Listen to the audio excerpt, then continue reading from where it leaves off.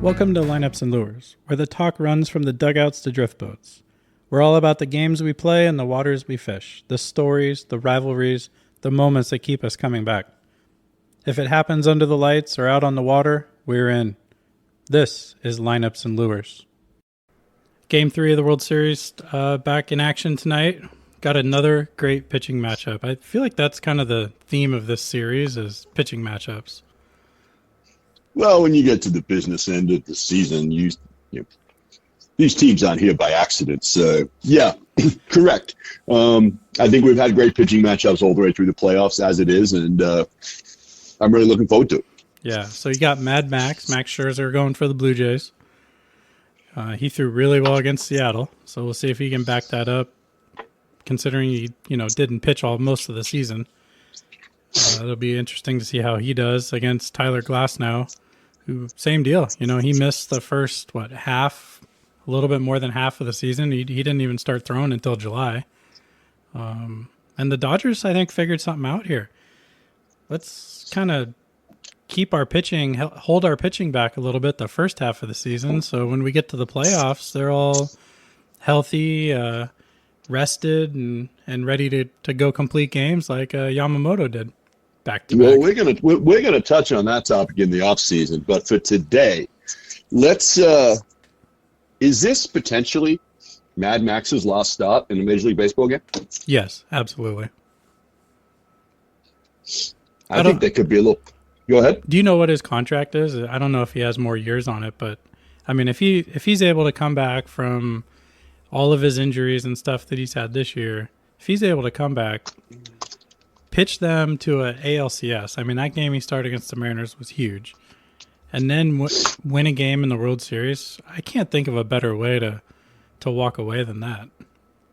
Yeah, so I'm just taking a quick peek here. The Blue Jays paid him $15.5 million for this year.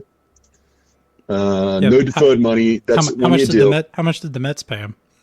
Well, the Mets I don't think are paying him, but the Nationals owe him another $15 million a year through the 2028 season. So he's still got another $45 million coming from the Nationals. Wow. What is his contract situation now? UFA. Oh, so this was a 1-year deal. Yeah, he is an unrestricted free agent. Yeah, so I could definitely see him, if he goes out and wins this thing tonight. Well, it's game 3. If it goes 7, he's kind of in line to throw game 7. I could see him walking away. If it goes 7, I don't think this goes 7. Yeah, I mean, at the end of the day, the guy's 41 years old. I'm looking at his, the guy has earned, just in baseball, $345 million. So I don't think he should have any problem paying the country club membership. I think at this point, if you can walk away on top, you sail off into the sunset, don't you? I mean, that's what I'm doing, especially if I can go out as a World Series champion. For sure. So. But on the other side, you got Glasnow. I mean, he's throwing really well. It'll be interesting to see how his pitch repertoire goes against that Blue Jays offense, because he tends to throw a lot of fastball split, which for the Mariners, like Kirby and Gilbert, when they had their success, it was a lot of fastball split. So should be a good matchup for him. Yeah, I mean, look, regardless of the stuff that these guys throw, you're dealing with two phenomenal lineups all the way through. And I think the reality is that it really comes down to, are the pitchers feeling it that day? Are the hitters seeing it that day? It's, baseball's a funny game. Some days you go out in the batter's box and it looks like there's a basketball coming at you. And some days you go out there and it looks like there's a pea coming at you. So it's, baseball's a funny game. Someday, it's just when you get into these short series, I really still think the key is getting deep into the bullpen. And that's, I think, the one thing that the Blue Jays are behind the 8 ball right now. With not even getting to the bullpen on Friday night, you're looking at LA is 100% everybody's full rest in that bullpen, which means they can have a whoopsie somewhere because they've got so much depth there now, which I know it's not their strength, but they're all fresh and they haven't had to show them a bunch. So if I'm, if I'm sitting there and I'm John Schneider in that Blue Jays deal, I don't know if, Max has got 120 pitches in him anymore, but my deal would be to take a few pitches, especially the first time through the lineup, and see if they can't get rid of him in the third or the fourth, and maybe try to put a dent in that bullpen tonight. Because even if let's say they lost tonight, but they got the team to throw 180, 190 pitches as a pitching staff tonight, that's a win in the long-term scenario where, okay, we're 2-1, but now we've kind of put them back on the back foot with the bullpen. So that's one way to look at it. I'd certainly give that a shot first time through the lineup myself tonight. Yeah, I don't think that's going to happen. Schneider's kind of made it clear in the Mariners series that they weren't going to change their approach. And their approach is to go up, hunt fastballs. There was some status about their hitting when the first 3 pitches of an at-bat.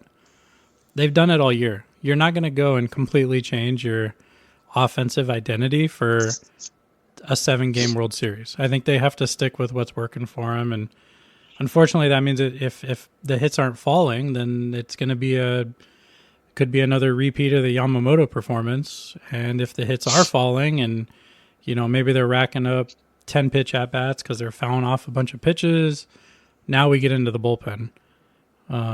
Talking about the bullpen being rested, I don't think it matters. That bullpen could be fully rested, and it is so bad. It doesn't matter. They're going to get shelled. So I think the Dodgers got to score early and often. They got to do everything they can to not use that bullpen. And I would not be surprised today if it wasn't Glasnow for 7 and you go Sasaki for 8 and 9. I think they got to go get this win and not use bullpen arms outside of Sasaki, and that's about it. Well, there you go. That's my take. So we'll see.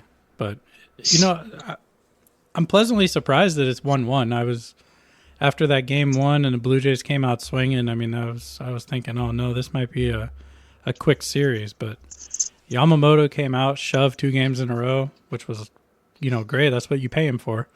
So 1-1 going back to LA. This should be fun. Yeah, this is why you get deep into these playoff runs. Seattle goes and wins 2 on the road, comes up 2-0 in the first inning of Game 3, and some of us were already booking World Series tickets. So things can change quick. So I think it's going to be great. I think we get to 6 no matter what, and how we get there, it's going to be a fun ride along the way. So here we go. Yeah, should be a fun night. Portland Baseball Club's Total Player program is the ultimate all-around training experience. Hit harder, throw faster, field cleaner. Every session is built to develop the complete player, from mechanics and strength to mindset and confidence. Work with PBC's top coaches in a small group setting and track your progress week after week. Become the total player your team needs this upcoming season. Sign up now at portlandbaseballclub.com.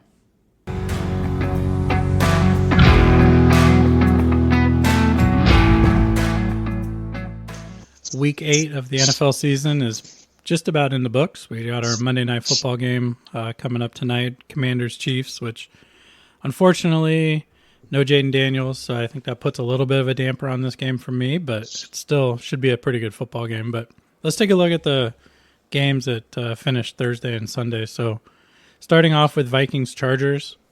Chargers put up their numbers again. Herbert threw for 3 touchdowns. Vidal, their running back, who I picked up on my fantasy team, thank you very much for 23 at 117 and a touchdown. That was huge. Chargers started to look like that team that started the season again. Yeah, I was very high on them, and I still think they're a playoff team. They got to go beat someone that matters, and the Vikings are not someone that matters right now. So the Vikings quarterback situation's a problem.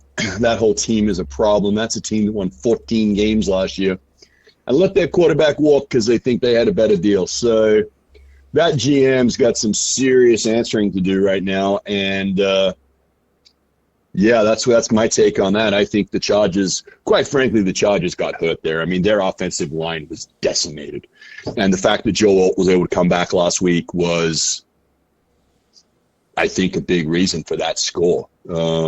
So, I still want to see the Chargers beat somebody. I'm going to give them a little grace because of some injuries, but if that's a team that if they can get healthy, rounding out into late November, December, I think they can make a nice run for the playoffs. So there you go. Yeah, I wouldn't write off the Vikings yet. I mean, Carson Wentz was playing through a torn labrum, fractured socket in his shoulder when he dislocated it last week, or October 5th. So for almost 2 weeks, the dude's been playing with a torn labrum. Of course, it's non-throwing shoulder, but he was still putting up numbers, and J.J. McCarthy should be back fully healthy, you would think. I was surprised he didn't come back last week, but that's a team I'm not writing off yet. There's too much offensive firepower there, and Wentz did enough to keep them afloat. 3-4, they still got a chance, but they have no path to the playoffs. Well, they got to win They're some not football going to get there. I just don't. I mean, they're going to have to go 10-2, and I don't see them being 10-2. They're not going to go. They have to beat the Packers and the Lions. Yeah, they've only played one division game, which means they got to play the Packers, the Lions, and the Bears 5 times. Yeah, that's tough. It ain't happening. And for a rookie quarterback, good luck. Yeah, no, the Vikings are toast. Packers, another great win last night. Detroit's doing Detroit things. Tampa's taking care of their division. The NFC West might be the best division in football. There's just no way they're getting it. Yeah. They're done. They're cooked.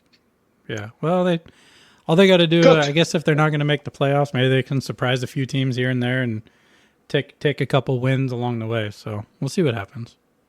Okay. Dolphins, Falcons. Did Kirk Cousins play himself out of being the number one quarterback trade target? I think it's too late for Kirk. If either New Orleans or, quite frankly, Minnesota were going to do something, they should have done it already. If you're talking about the off season, I don't know, man. This is a weird one. I still don't understand the timeline of everything that happened with what Atlanta did. You go and pay a man $160 million or whatever it was, and you go and draft and not a rookie QB, but a guy that was like played college football for 7 years. None of this makes sense, and I don't think Kirk wants to be anywhere near Atlanta. I think he is tremendously frustrated at the ownership and the staff. I think he's a professional football player and is going to keep his mouth zipped and play out the rest of the season. But I would put some pretty good money that Kirk Cousins is not in Atlanta next year. And I think he is probably a starter in the league. And I would think he probably does the Aaron Rodgers tour next year and figures out which contender wants to have a shot. Yeah, I was thinking he'd want to put up some really good numbers against a really bad Dolphins team and show teams that he could step in and be that starting quarterback, show the Saints that, hey, come trade for me. Like, get me out of here. I'm ready to help your team be better. And he goes out and just lays an egg. And I could understand it if it was like a Joe Flacco where, hey, we traded for him on Monday and we expect him to play on Sunday. And he goes out and just puts up a crappy game. But Cousins has been in that system for 2 years. There's no excuse to be only putting up 10 points against that Dolphins team that, for all intents and purposes, is trying to lose every game. I mean, that's a dumpster fire. So hard to see Kirk come out and play as poorly as he did. Yeah, no, I can't really defend these 10 points against the Dolphins. Yes. Yeah. Speaking about another terrible football team, the Jets pick up their first win of the season, knocking off the Bengals 39-38 with a 23-point fourth quarter. I did not see that comeback coming. Who cares? Well, who cares? The Bengals would have been 4-4 and still had a shot. Yeah, I think what we've discovered with the Bengals is either A, Joe Burrow is literally Superman, or B, as I think many of us suspected, you just can't spend that much money on offense and not spend any money on defense. The New York Jets have the worst offense in football, and you let them score 40 points on you. Come on. You couldn't stop them. That was a really hard fourth quarter to watch. I mean, that cannot happen. So, That's my biggest deal. These I don't know. I mean, I was very high on Cincinnati, and I think that could be a franchise that could have to pivot at the end of this year because once again, every week that goes by, I mean, you can only have 6 losses in this league to get to the playoffs. Guaranteed. 10-7 is a maybe. 11-6 you're in. 10-7 is a maybe. And, they're just running out of weeks, and they're going to have to play some guys down the stretch. So at this opinion, I think they're done too. Yeah, I think they're done, unfortunately. It was a nice little, shot in the arm, though. Flacco coming in and just 2 games in a row, he's put up a lot of points. But like you said, if you can't stop anybody, you can only score so many times. So, well, if you can't stop the Jets, what's a healthy Tampa Bay going to do you? What's a healthy Green Bay? What's a healthy Seattle? What's a healthy Buffalo going to do? I mean, if you can't stop the Jets, what are those guys going to do to you? Yeah, no kidding. Well, moving on, let's go Patriots, Browns. Patriots whooped on the Browns pretty good. That's a really good football team. I'm going to hold reservation on that for just a little bit longer. They have the makings of a good football team. Off the top of my head, I don't remember, but I don't think they have beat anybody with a winning record yet. Bills. And what's that? The Bills. All right, they caught the Bills banged up. Fine. All right, that's a division matchup. Okay. But when did they beat the Bills? Oh, week 5. Okay. All right. No, they did beat the Browns. They beat the Titans. They beat the Saints. They beat the Panthers. They beat the Dolphins. So they played one game of real football. Well, they lost by 7 to the Steelers, so they were right in that game. And then week 1 Raiders, they lost. Who knows what happened there? But yeah. So I mean, look, they may sneak into the playoffs, but they're not there yet. They're not a powerhouse in the AFC, but they are trending in the right direction. I'll give you that much. Yeah, Vrabel's doing a great job there. Vrabel's a good football coach. Turning that organization around a little bit. Eagles, Giants, unfortunate injury to Scatterboo. That was tough. That's too bad for the Giants because they seem to be playing better football and making them watchable. Yeah, it seemed that Scatterboo and the quarterback had at least injected some life into that team, if nothing else. I mean, there was emotion. It looked like the guys were actually playing as a team. Horrific injury. I don't know how long an ankle like that's going to take. I don't know if that's 4 to 6 weeks. I don't know if that's 4 to 6 months. I don't know. Well, he dislocated his ankle, so he's done for the year. Is that official? I mean, I can't imagine coming back, having to reconstruct that whole thing and being ready to play. Yeah, I don't know. I don't know. I just don't know. So and you're 2-6. Regardless, so why bring him back at 2-6?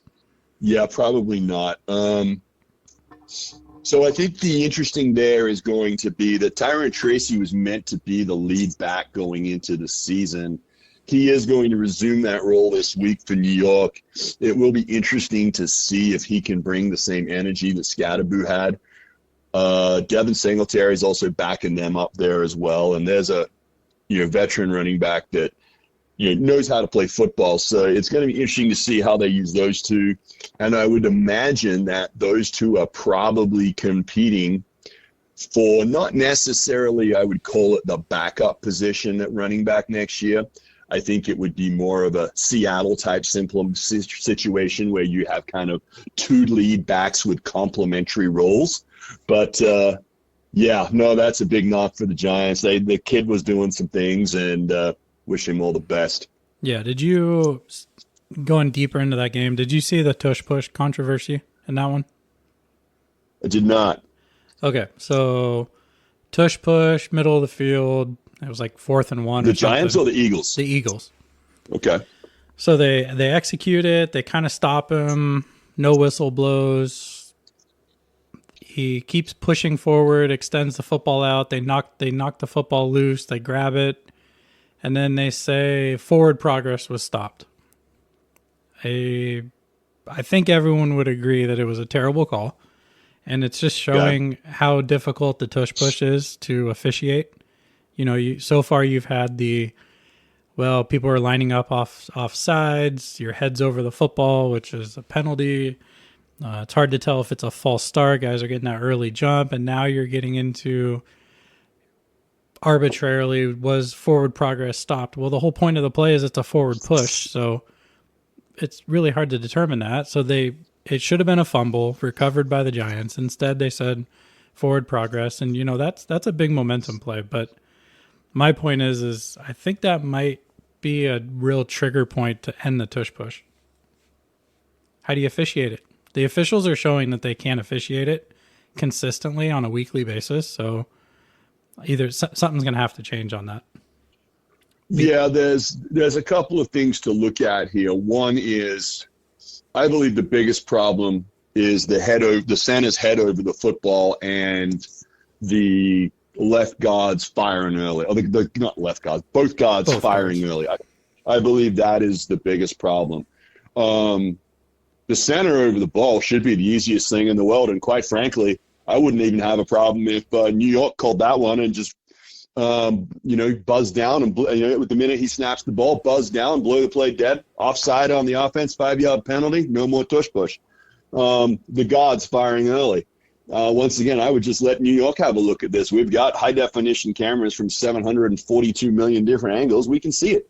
Just have technology take care of it. As far as the forward momentum goes, there's a couple of ways to look at this.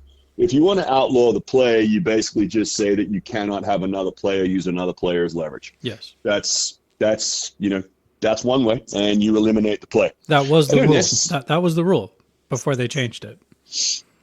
I mean, I don't necessarily hate the play.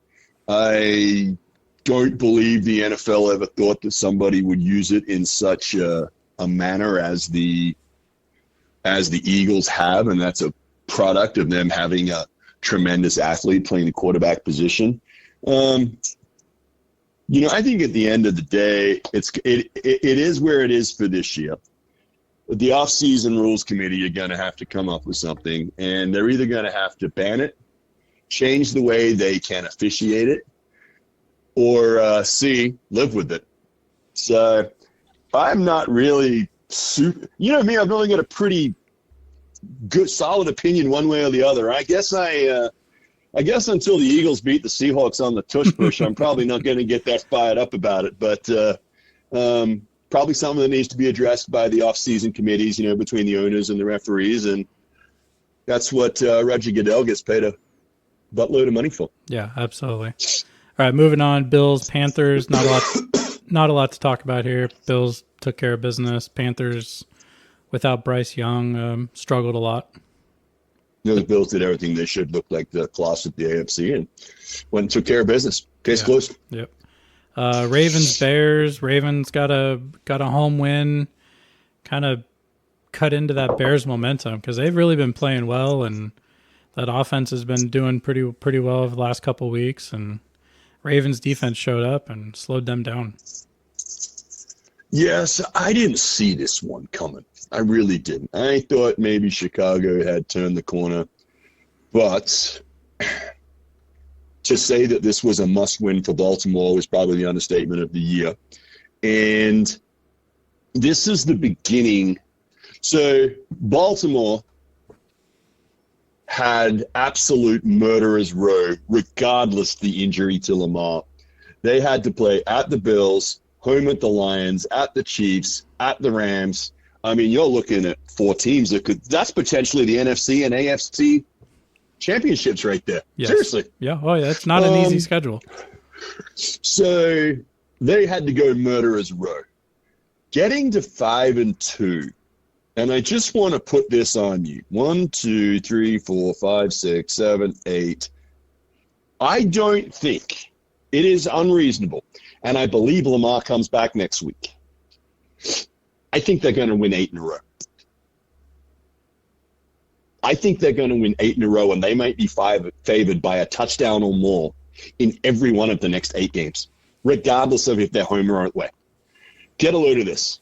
At Miami, at Minnesota, at Cleveland, home against the Jets, home against the Bengals, home against the Steelers, at the Bengals, Patriots at home, Then they have to go to the Packers after Christmas. We'll see what happens when we get there. But I think they can. I think they win their next 8 in a row. I don't deny that. I think they're going to have a hard time with the Steelers. I think the Bengals might be able to take one of those. Yeah. They drop one in there. They still go 7-1, and all of a sudden they're 9-5, and right back in the mix. Yeah. They just need Lamar healthy. So I think that Bears game was the absolute turning point of the season, because if they lose that and go 1-6, they basically had one loss left for the rest of the season. Now they got 2. Yeah. So huge win for Baltimore. I know it's kind of interesting to start using phrases like must win in week 9 of the NFL, but I truly believe that was a must win. And yeah, they got it. Yeah, and they get their quarterback back, so that'll be a big boost for them as well. 49ers, Texans, pretty close game. Texans pull it out at home. Nice to see the 49ers finally drop a game. They seem to just kept winning those close ones, but CJ Stroud is quietly starting to play good football again. Well, back to the 49ers real quick. For the first time, I actually finally said I'd take them this week, and then they dropped the ball. So nice. I think the 49ers, finally, the injuries have caught up. On the other side, Will Anderson and that Texans defense is playing like the defense I think we all expected. And that's what's going to have to lead this team. I don't know how long Nico Collins is out. He's obviously one of the top-tier wide receivers in the NFL. They're going to have to rely on their defense. And the fact is, as we get more to the business end of the season, the weather turns, everybody's a little banged up, speed becomes less of a factor, and defense is there all the time. I think the Texans really have turned this around, and they could make some noise coming down the stretch here. So there's a team that 3-4 weeks ago no one was talking about, and I'm not proclaiming them to be a powerhouse in the AFC, but there's a lot of people that are breathing a little easier, a certain head coach that is certainly not sitting on a chair that is as warm as it once was, and it's going to be interesting to watch the Texans going forward. Yeah, for sure. And they still got one more against the Jaguars and 2 more coming up against the Colts, so it's going to be a fun end of the season in that conference or in that division for sure. Okay. Buccaneers, Saints, Baker Mayfield took care of business. Saints made a quarterback change. Maybe that might be the highlight of that game. I think Tampa Bay was just really happy to get out of that football game. Yes. I think you and I could be next on the wide receiver list for Tampa Bay right now, and that's not a good thing for anybody, trust me. So I think they were just looking to get through a week. Hopefully Godwin is close. Ibuka's got to be close to getting back. Obviously, Mike Evans isn't coming back. So they just need to get healthy on the outside. I also think with the Evans injury that they could be active over the next week or two. I mean, I don't see them going out and spending huge dollars, but they could be in the market for, tier 2 wide receiver for nothing else other than depth on that receiving core. So expect them to be buyers at the deadline. But Tampa Bay, Baker Mayfield doing Baker things. Yeah, I knew you'd be excited about that one. That's your boy. Well, everybody thought I was an idiot 3 years ago. I'm finally cashing in. All right, Cowboys, Broncos. Broncos put up some points. That's 2 games in a row. Well, not really 2 games. That's 5 quarters in a row that they've scored and put up some points. Are they starting to figure some things out there?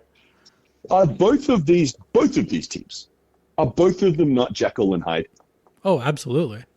I mean, seriously, Dallas goes and takes Green Bay toe-to-toe, takes them to overtime. Fantastic football game. Denver looks like, they can beat anybody one week and looks like they have no business playing NFL football the following week. I can't make a solid read on either one of these 2 teams, man. Just when I started buying back in on the Cowboys, they go and do this. So I don't know. I mean, I think they're both pretty good football teams. I think they're both a little Jekyll and Hyde. That's what I got. Yeah, I mean, it's just disappointing to see Dak putting up, 19 of 31 for 188 yards. You're throwing to Pickens and Lamb, not even including some of your other pieces. You got a really good running back in Javonte Williams. Like, you have the offensive pieces. And to not be out there and be consistently good on offense, it's hard to watch. They might have one of the best offensive tight ends in football in Ferguson. I mean, yeah. yeah, no, this is, I'm telling you, man, Jekyll and Hyde. Both of these two teams, both of them.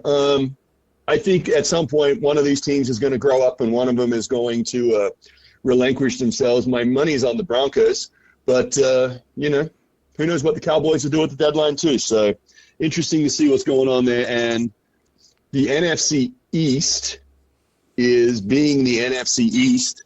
And, you know, what if Philly gets an injury? I mean, that's, you know, it's not that, I mean, I know they've got a handsome lead in the division right now, but yeah, the NFC East gets funny. And when you're playing games in Washington and Philly and New York and it's snowing and coming down sideways, all sorts of crazy things can happen there in late November, December. So, yeah, here we go. Hey, before we move on, though, how about those Broncos uniforms? Oh, I think they played in the late window, and I got to be honest with you, the Seahawks weren't playing. I didn't focus that hard on that game. The blue helmets, the orange jerseys, they looked fantastic. Hey, look good, well, win good. We certainly know who won the award for the worst uniforms of the weekend. Yeah, we'll get to that one here in a minute. But last one before we get to that game, Colts Titans. Colts are 7-1. You want to tell me anybody that saw that coming going into the season? I did not see that one coming. I don't think anybody did. I mean, Jonathan Taylor looks like the Jonathan Taylor of 2-3 years ago when he was an MVP candidate. I mean, 153 yards, 2 touchdowns, 1 receiving. I think is that 2 consecutive games with 3 touchdowns? I mean, the guy's just on fire. And Daniel Jones is taking care of the football. 21 and 29. That's a winning formula. Yeah, no, this is, and this is kind of where teams, you kind of fall asleep on them. They have a couple bad years, and you forget that, all right, maybe they're not making noise in the playoffs, but they were quietly drafting offensive linemen, defensive linemen, good secondaries, good football team. And then magically, they had the running back there, but he kind of took a year or two of not being maybe as committed. And all of a sudden, you put a quarterback in there that, I mean, people forget. Daniel Jones took the Giants to a pretty nice record one year. And obviously, he was absolutely lambasted on Hard Knocks by the team and everything. And honestly, if I was him, I don't even know how you go and play football that year for them. I mean, when you've been put on national television and everybody in the building basically says, who was the idiot that drafted this guy? And who was the idiot that gave him this extension? And you're like, thanks, boys. I'm really happy to be on this team. Thanks a lot. Yeah, I'm going to go dive head first and reach out for that first down when nobody wants me on the team. Yeah. And, it's, he gets out of New York City for one, gets into a smaller market, pressure's off. And, we've seen this pattern. You and I have been talking about it. I mean, you go to, I guess Gino was kind of one. Then obviously Baker. Donald looks like he's the next guy. Is Daniel Jones the next guy after that? Sure seems like it. They get that second wind after maturing, growing up, getting a second chance, and taking the bull by the horns and win it. Yeah. All right, on to the last game of the Sunday schedule. Packers Steelers. When I saw them come out onto the field, all I could think of was, did Aaron Rodgers really want to put this uniform on? And how close was he to a 2016 Chris Sales situation? Because those were atrocious. What are those pants? The Colonel Mustard pants that look like something that comes out of a 6-month-old diaper. I mean, I just don't know. Like, how do you want your team to be successful and you roll them out in those? Like, make some alterations. Throw some black pants on there. I think they're probably okay. But that was tough. Yeah, that was that was something, wasn't it? I think Aaron Rodgers really wanted to win that football game last night. Oh, absolutely. I think that would have put him in very elite company. And I did a little homework on this last night because I got 3, and I figured he was the 4th. And there is a 5th, but I think there is some conjecture because I'd have to go back and do my deal. But can you name the quarterbacks that have won a game against every team in the league? Peyton Manning. 1. Tom Brady. 2. And these aren't trick questions, by the way. I mean, these are names that you would think. Yeah. Focus the guys that got traded late in their career. Well, that's who I was trying to think. It's like Pat Mahomes is no because he hasn't been traded. Nope. Brett Favre. Brett Favre is 3. And then Aaron Rodgers would be number 4. Well, Joe Montana? Nope. Really? So the other guy they said was Breeze. But I don't think he ever beat the Saints because he never played for the Chargers long enough, did he? I thought he was a draft day. Wasn't he part of the Eli Manning situation? Wasn't it him and Eli that were draft day? Yes. So Breeze. No, he's beaten all 32 teams. So as a Charger, he beat the Saints. Yes. Because that was the one that I didn't think he had done. But okay, all right. Breeze, Favre, and Manning. Those are the 3. And Brady. Brady is not on the list that I see here. Yeah, there he is. Sorry. Yeah, there he is. Yeah. No, when he went to Tampa Bay, he knocked off New England. Yeah. So anyway, that's just a little side note. I thought that was pretty rarefied air, quite frankly. You know the guy that I thought would have made that list, and he's beaten 31 out of the 32, and that's Matthew Stafford. He's next. Him and Aaron Rodgers. Problem is he stayed in the NFC. So who does he have to beat? Steelers. And see, unless he finds them in the playoffs, he might not get them because they only play the AFC once every 4th year. And I don't know how many years he got left. So that could be tough. Yeah. That's a cool stat. That's a good trivia one there. I like that one. I actually thought Joe Montana might have got it when he got traded late, but he's at 28. Yeah. 28 of the 32. So. Well, that might have been Aaron's last shot, man. I don't know, just because if he stays in the AFC, there's no guarantee he's going to play against the Packers. Now, the only thing he could do is go be the quarterback of the Minnesota Vikings next year and go have 2 cracks at it. But we'll see. I wouldn't put it past him. I wouldn't put it past him either. That guy loves himself a stat. But let's talk about the football game. Yeah, I thought it was a good football game. I mean, both teams kind of going back and forth, and Steelers need another wide receiver. I think that's something they got to go address at the trade deadline. DK is looking pretty good. Their tight ends, Freiermuth is looking good. I think they need another guy. George Pickens would have been really nice.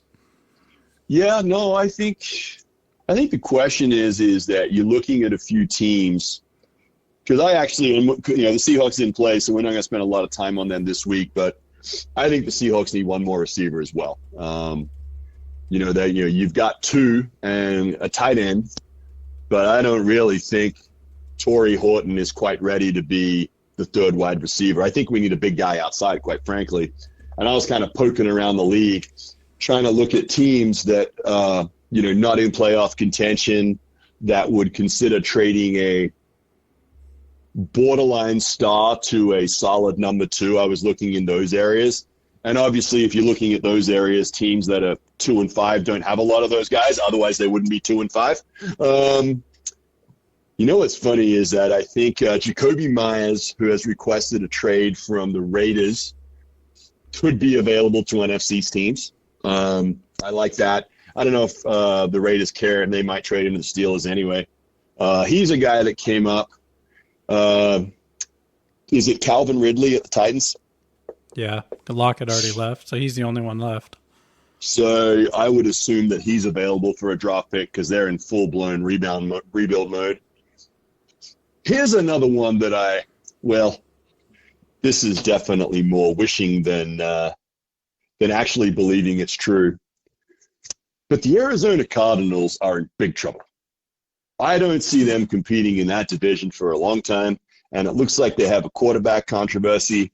And, well, Marvin Harrison Jr. would look really good in a Seahawks uniform. You think he'd be a lot better with a change of scenery? Because he's struggled quite a bit in Arizona. I think if you put him in a professional football team and a professional offense, and also in a situation where, quite frankly, he's probably the number 2. I mean, JSN in Seattle is arguably the best wide receiver in football right now. So where you don't have to be the guy right away, playing in a winning team, winning culture, you've got veterans around you to support you. Now, I don't know if Arizona makes that trade inside the division, but, I mean, nothing saying the Steelers couldn't make that move.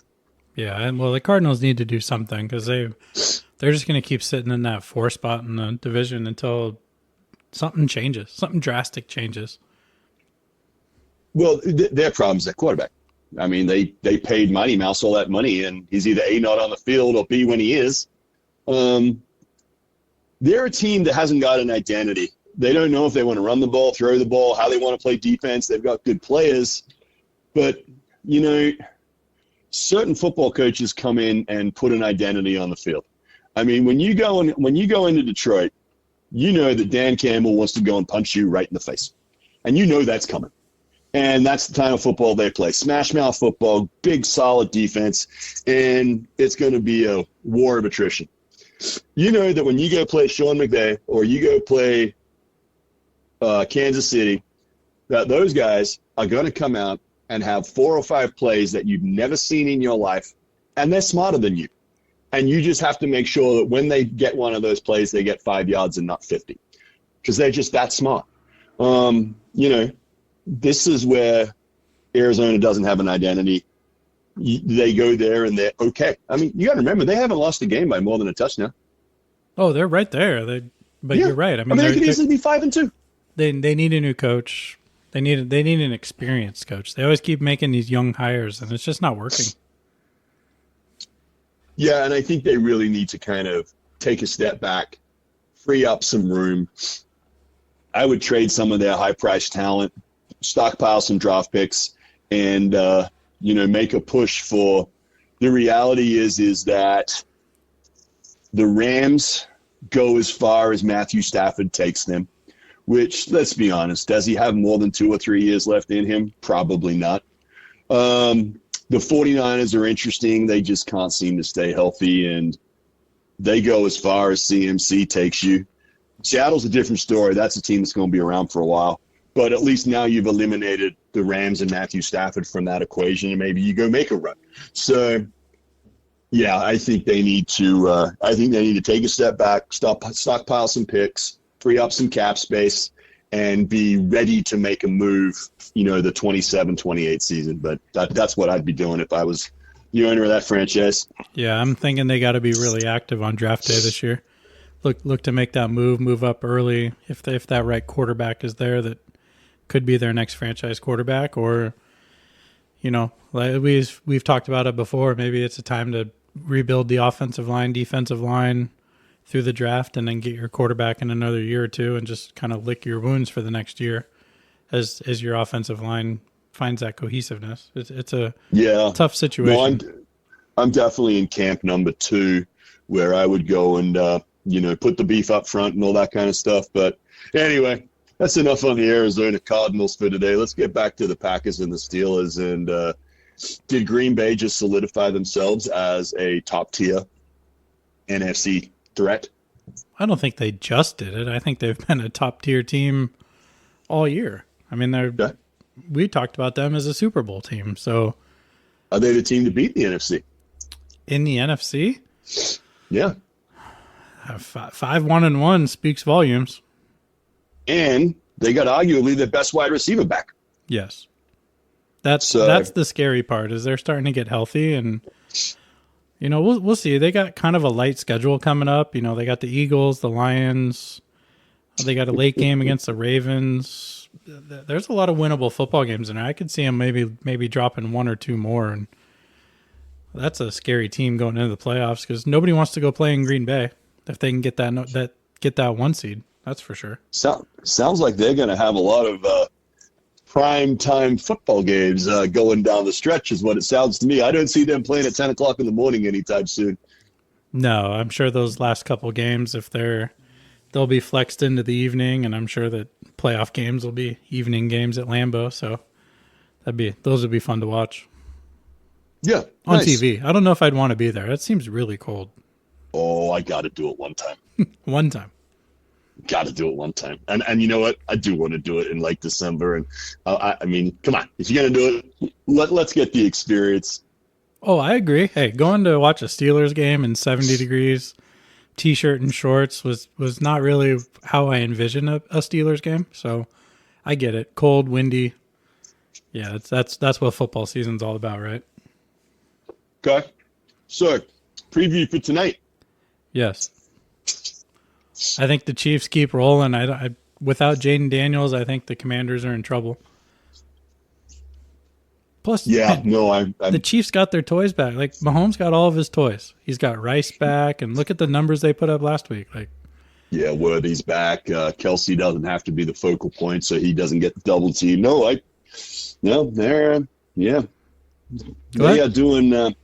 doing Patty Mahomes and Andy Reid things again. So, I'm not taking the Commanders in the points. I think the Chiefs cover the 10. Yeah, I think it's going to – I hope it's a close game for Monday Night Football, but I also wouldn't mind a little bit of a blowout so I can focus on the World Series. Yeah, no, that's why they make iPads and stuff as well, so you can, check in on a few other things while I won't be home till about 7 tonight anyway, so I haven't decided if I'm going the DVR route or just showing up for the 7th inning for the baseball game, so we'll see. Well, and you also got the Blazers are on tonight, so it's the Lakers without Luka, without LeBron, and we better go in and win that game. And then you throw in hockey. You got all 4 major sports playing tonight. What a great night! I will say I watched a little bit of the Blazers Golden State game the other night. That's a good basketball team. That's really a good basketball team. And you could argue that one of their best players isn't going to play at all this year, but you got Scoot coming back as well, and I mean, that's a pretty good basketball team. Yeah, I watched the game last night for a little bit, kind of switching back and forth, and my only concern is they're playing a little bit too fast for them. I think and Scoot plays even faster than Holiday does, so I think maybe just slow it down a tick. There was a lot of just unnecessary turnovers with just trying to go up and down the floor too fast. So I think if they slow it down, take care of the basketball just a little bit more, it is definitely an exciting team to watch, and it's an up-and-coming team, that's for sure. Yeah, I mean, the other flip side to that is you say maybe moving a little too fast. Maybe when they get a little more cohesive, they can move it like that. I don't know. Like I said, I'm still not the Blazers' best friend right now, but it's at least encouraging to see them put they got a real product on the floor, and I'm sure the fans in Portland are happy. And I think it's fair to say that they are on the northerly trajectory rather than the southerly one they've been on since Dane left a number of years ago. Yeah, it's worth watching again. Hey there, I'm Chad with Jackson Painting and Remodel, and if you're looking to give your home a fresh new look, you've come to the right place. Whether you need a bold new color for your living room or a fresh coat to brighten up your home's exterior, my team and I have got you covered. We specialize in both indoor and outdoor painting, using only the best materials to make sure your space looks amazing and stands the test of time. If you're ready to transform your home, visit jacksonpainting.com. I'd love to come by, chat about your ideas, and give you a free estimate. At Jackson Painting and Remodel, we don't just paint, we make your vision a reality. Again, visit jacksonpainting.com or call 503-620-2600.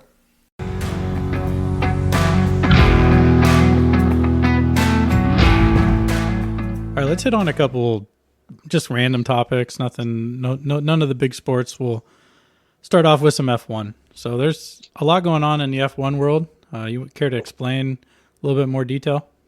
Yeah, so we're in silly season, which is what is referred to in the F1 as you're coming down the stretch to where a lot of things have been basically solidified for next season, with the exception of one or two driver spots still left. So a lot of younger guys at the back end of the grid are competing for spots for the one or two spots left.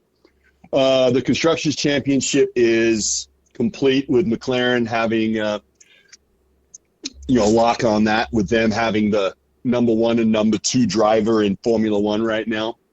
However, the big news is that since summer break, Max Verstappen has closed the gap by 100 points and is now only one race away from potentially having the first spot, the lead for the Drivers' Championship, with just a few weeks ago. So I know there are a few of you out there watching the F1 closely, and it is going to be interesting to see one of two things. Will Mercedes finally decide to have a number one driver and have the number two driver basically play defense, which essentially means don't let Max pass? That is a real thing. It's been happening in Formula One for decades and will continue to happen. Mercedes has said they're going to let their drivers race, but I can tell you right now, they certainly want one of their drivers holding the trophy at the end of the year too. So it could be interesting to see if there is some, how do I put this?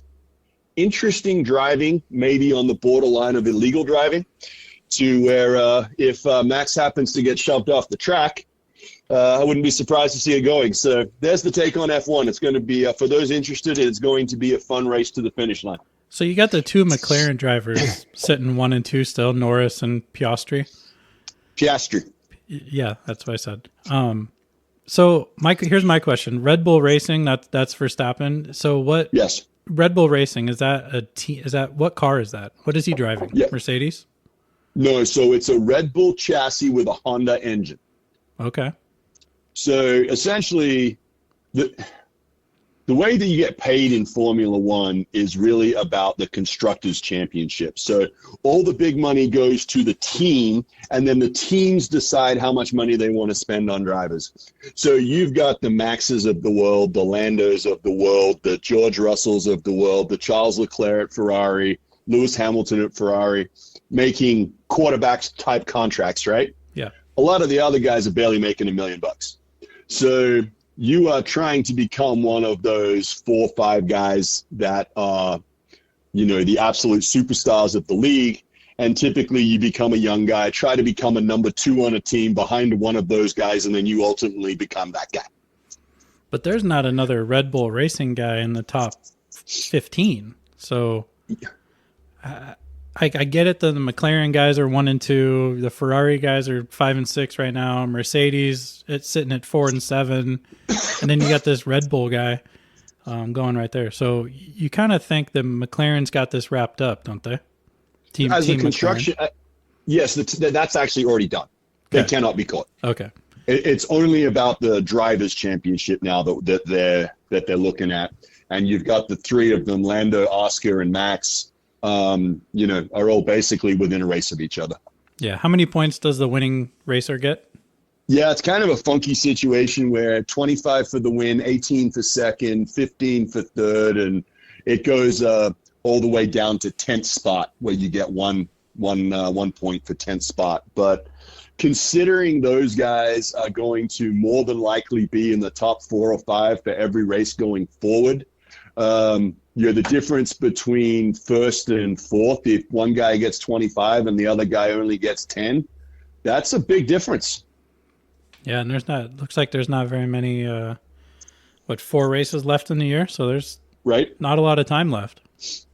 So that's kind of where I was going at, where if McLaren decides, all right, we think Lando's the guy and Oscar has to play, second fiddle or vice versa, there is a definite possibility where you could see one of those cars put a wheel into Max and take him off the track. It's happened before.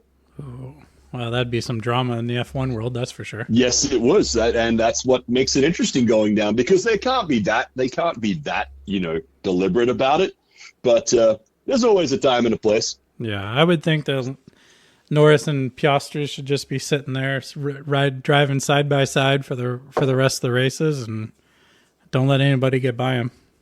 Well, if they can, that's what they'll try to do. So there's our hot take on F1. What else should we point out real quick? The only other thing I want to talk about is these massive buyouts going on in college football world. So Kelly just got fired from LSU. $53 million is what they're saying that buyout could be. Franklin got fired by Penn State, $50 million. Napier at Florida, $21 million. Gundy at Oklahoma State, $15 million. And that's over $169 million in buyout money for this year. That's just so much money. And I just don't even know where to start. But that's a lot of money to be given out to these coaches. I mean, if you're really just looking for a payday, wouldn't you want to kind of work your way up through the college and then get fired, get a $50 million buyout to not have to do anything? I mean, what a deal. So to the outside world, that's what it looks like. That is not actually the truth. There are many clauses in these contracts, which I'm going to go over with you, a couple of them right now. Okay. I know the Franklin, First of all, the one in the Penn State does that. He has to be actively seeking another job at a similar level of competition. I do know that clause is in there in order for him to receive any of his buyout money. But what else? So that clause is essentially in all coaches, whether it be the NFL, whether it be big time college football. Let's be honest, those are really the only ones that matter.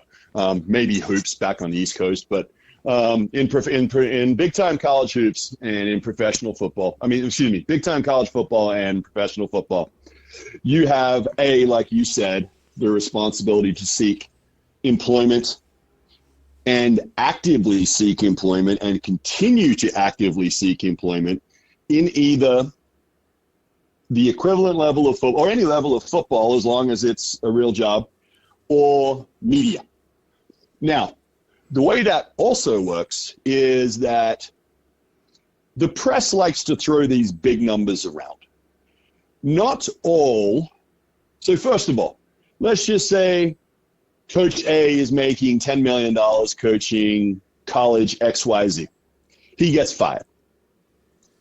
The following year, he is hired at college XYZ, making $8.5 million. The original college is only on the hook for the difference. So they would be on the hook for the $1.5 million. Now, I know when we're sitting here talking around, most real people are going, $1.5 million is an absolute lot of money. It is an extremely lot of money. But it ain't 50 is the point that I'm trying to make. Yeah. And it's the same with if they go and be an analyst at Fox Sports or ESPN.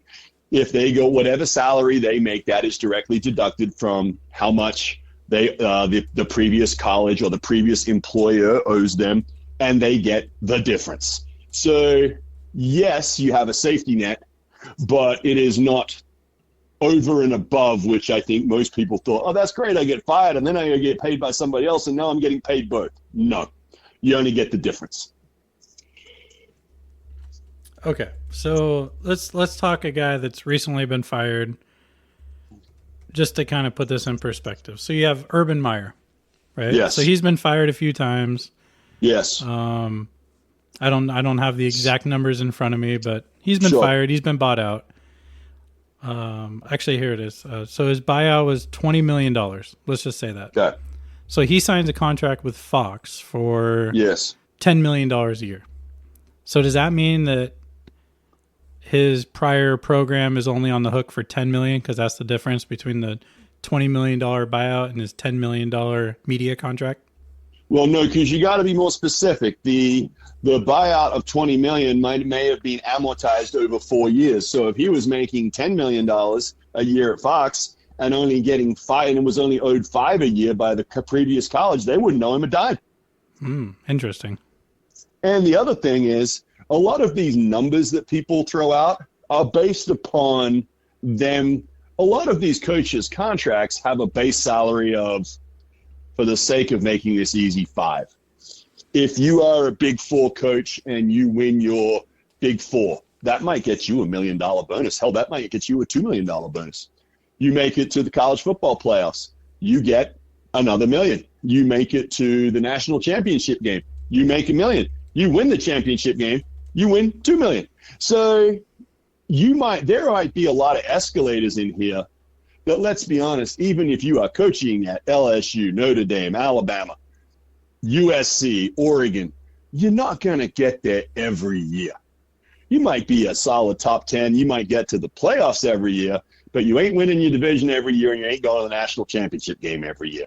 So I think a lot of these numbers are also a little inflated also, because technically they could have made that much, but it wasn't guaranteed money. Of course. Yeah. There's always incentives in contracts. That makes sense. So that's where, don't look, these programs that are doing this obviously can afford to, to them, they look at it going, okay, it's going to cost us $8 million over the next 5 years to get rid of this guy. See ya, bye. It's not 50, it's not 100, it's not any of these things. So what do you do if you had a guy like Nick Saban, older, he's about ready to retire. If they go and they fire him and he goes, you know what, I'm done coaching. I'm just going to retire. I'm not going to go into media. I'm just going to retire. Then what happens to that buyout? So I think there's certain things where, like, for instance, I think there's got to be a certain deal where, and I'm not an expert on this one, but if a guy retires, it's always been my understanding that by retiring, you are forfeiting your salary for the future years that you had a contract for. So the guy is walking away. Now, in a situation where you Nick Saban and might have $300-400 million in the bank and go and do Affleck commercials, what does he care? So he might have just done the right thing. For other people, I don't know. Yeah. All right. Interesting. So it's not always as simple as they make it out to be. No, and I mean, a situation with a Saban or something like that is a very unique situation where very rarely in today's day and age do people get allowed to ride off into the sunset. I mean, I look at the NFL right now, and there are two coaches that I think may be somewhat in the realm of retirement at programs that they will be able to dictate when they retire. Andy Reid will tell the Kansas City Chiefs when he's had enough coaching football, and he will get that privilege. Mike Tomlin will probably tell the Pittsburgh Steelers when he's had enough coaching football. Other than those two guys, I don't know if there's anybody in the league that has earned that right at this point. Yeah, they will more than likely have a couple of bad years and be told to seek employment elsewhere. Oh, interesting. All right, well, I'm going to sign off here because we got all four sports in action tonight, and I'm sure there's a hockey game starting somewhere. I'll let you enjoy that. I'm going to go and get ready for my 5 o'clock client meeting. Ooh, there you go. All right, I'll talk to you later. Later. Thanks for listening to Lineups and Lures. If you enjoyed the show, don't forget to rate, like, and share the podcast. It helps us reach more fans, more anglers, and more stories worth telling.